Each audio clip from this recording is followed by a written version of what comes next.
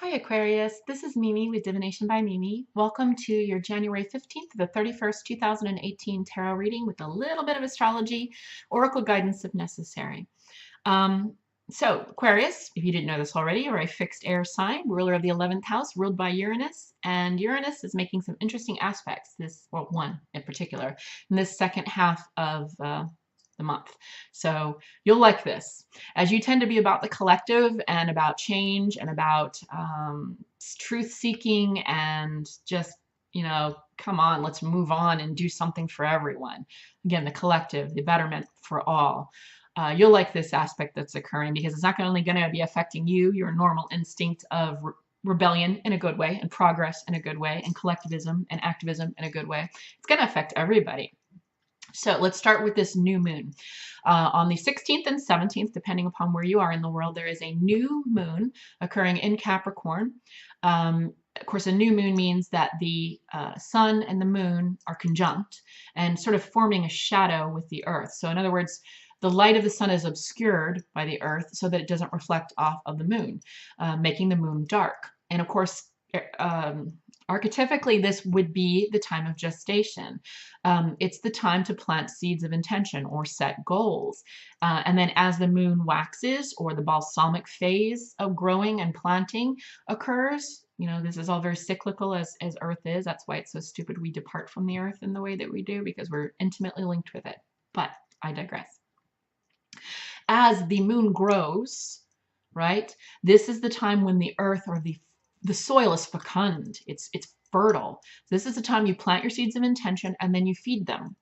Okay, so if you're a magical practitioner, this is where you start to do your spell work, your candle magic. You set your intent. Even if you're not, set your intentions and then feed that through thought, word, and deed over the next fortnight, right? As the moon waxes, as the seeds you've planted, as you feed them, they germinate, they grow, and bear fruit. See? So great time. However, very impactful, and here's why. 10th house is loaded with energy. There are 7 planets in there. That includes the conjunct sun and moon. It includes 2 female archetypes, Venus, the goddess of love, and Black Moon Lilith, the suppressed female, the suppressed feminine, scapegoated feminine energy. You could liken this to Inanna and Ereshkigal, or Isis, Osset, and Nephthys. It's basically 2 aspects of the same energy, feminine energy, the suppressed side and the light side, the celebrated side and the scapegoated side. If that makes sense. Both equally important. Can't ignore either one.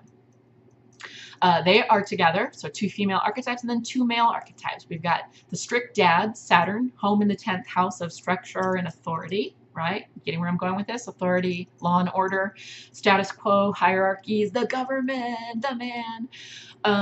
Then he's also there with another male archetype of Pluto, sort of the lord of the underworld, sex, death, power, other people's money, fully getting into that depth and physical body of ourselves, okay? And then, of course, Capricorn about structure, restriction, discipline, but manifestation ultimately. So they're viewed as the heavies, but they actually are, it's impossible to manifest anything without that energy, okay?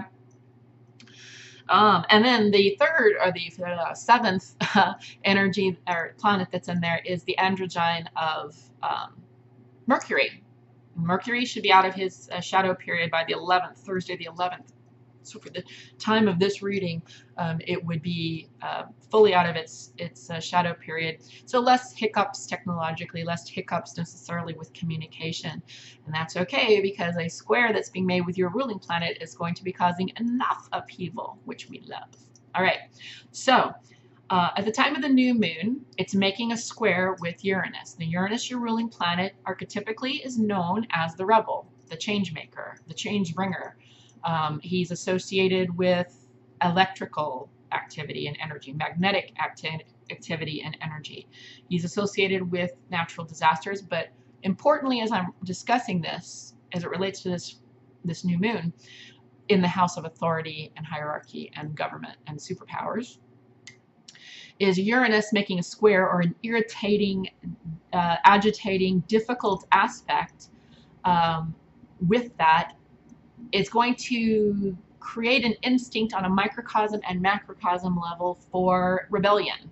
Not in a bad way, it just means there might be some face-off between law and order, like the police and, say, protesters or activists. On a microcosmic level, this could be you deciding to stand up to your boss, your partner, your parent, your landlord, the judge, the court system, the cops, whatever. Okay, so this is a great energy. Again, this energy that you bring to the table, progress, technological progress, movement, change, and for the collective is a revolutionary energy. It's much needed at this time. And when it makes this square to the house of law and order, I think we will see on the world stage a little bit more clashes between the police and activists. But it's a good thing because Uranus, having recently gone direct in the Aries, the youthful, impulsive, and energetic, fiery first house, it's only feeding that desire to move forward, to get change going, to not let things stay stagnant or stuck. So it's a wonderful energy. So again, like the grain of sand that irritates the flesh of the clam or the mollusk, I'm not sure which one it is, clam or oyster, whatever it is, to create that beautiful result of a pearl. At first, these disruptions or squares or agitations are uncomfortable, right? A grain of sand on my flesh.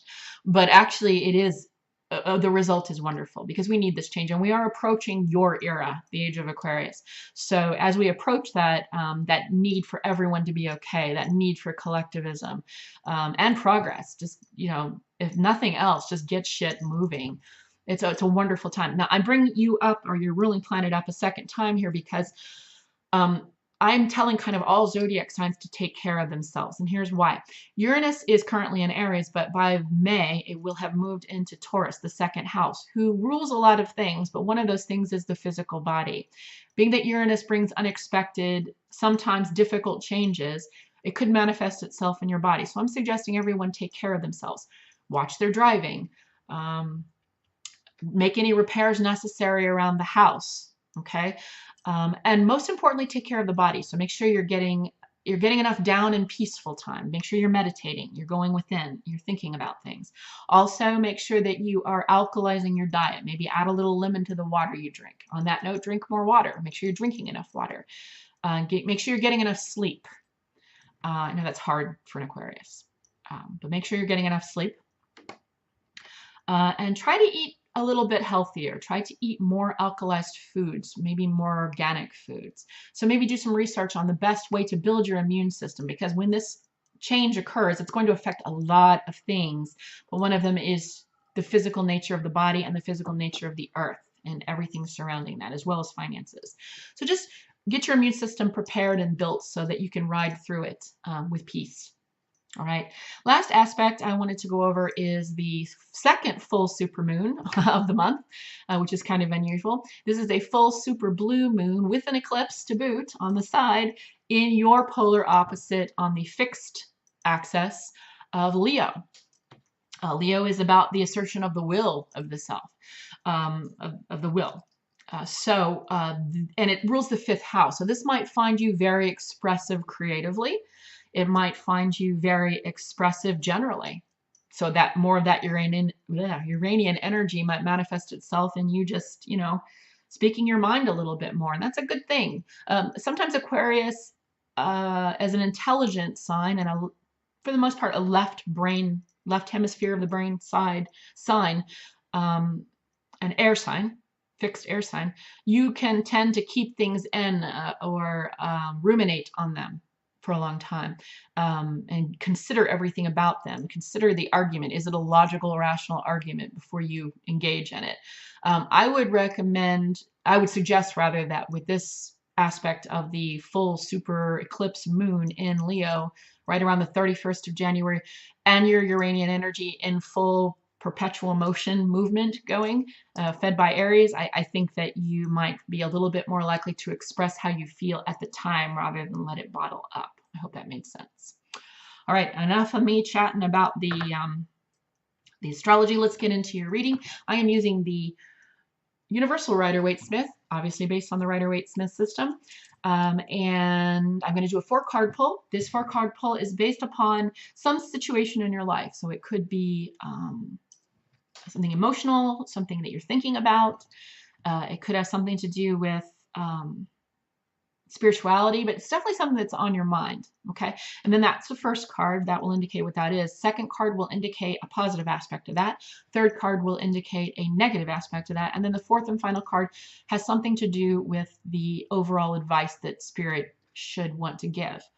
And if we need it, we can clarify with Oracle guidance, or I have some additional decks here I can pull from. So this is for Aquarius, fixed air, ruler of the 11th house, ruled by Uranus, collectivist, activist, revolutionary, change agent, progressive energy. Need that energy. Your age is approaching. For Aquarius, January 15th through the 31st, 2018. What's going on with Aquarius? January 15th through the 31st, 2018. One more. Our fixed air signs, our rebels, our revolutionaries, our activists, civil rights leaders. What does Aquarius think? What's on Aquarius's mind? What's going on with Aquarius right now? What are they feeling? Thank you. Ooh, you're feeling good. First card up. At the moment, you're feeling quite good. You're feeling at home. You're feeling empowered, autonomous. This is the autonomy card, 9 of Pentacles. You know, you've built a nice little nest egg for yourself, right? Got some coin there. Got a nice garden there. Enjoying the fruits of the labor that you've put in. Can relax a little bit into enjoying the life that you're having at the moment. Celebration of what you've accomplished. And you got a hawk, I think, or a falcon, excuse me. I think it's a hooded falcon. So really, you're experiencing some wealth. Now, Pentacles generally, you know, the first thing we think of is finances, but this doesn't have to be finances. This could be literally your life is in order. You're feeling strong, autonomous, purposeful, and powerful. So that's a good thing.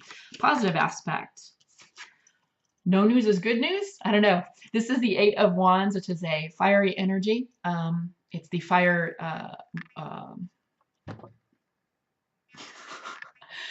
it is the suit that indicates fire. Usually this means messages coming very quickly. But there's not a lot of communication, and apparently that's a positive thing. Negative aspect. 2 of Wands in reverse. Not sure on that yet, what that means. I'm being called to pull that. Oh, okay. So, you're here. This is on your mind. Either you're here or you're wanting to be here. Because, actually, yeah. I'm going to need some I apologize. I'm going to need some clarification here. The negative aspect that came out is the 2 of Wands, which is usually you've got the world in your hands. You can do, you know, look out on the world and it's all yours. You can do whatever you want, but you got it in reverse. And then your overall advice is the 5 of Discs, which tends to be either about poor health or poor financial situation. So I'm going to get clarification there, and I'm going to get clarification with the Morgan Greer deck on your 2 of Wands here. Sorry, yours is taking a little bit longer.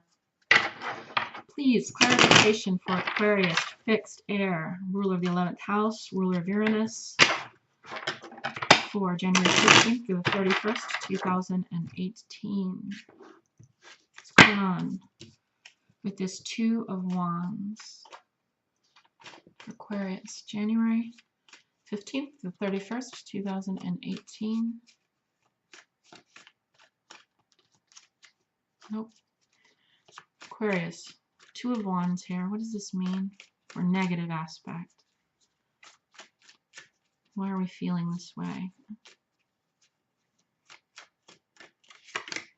And then please clarify. That's too many. Sorry. Please clarify this 5 of Discs for overall advice.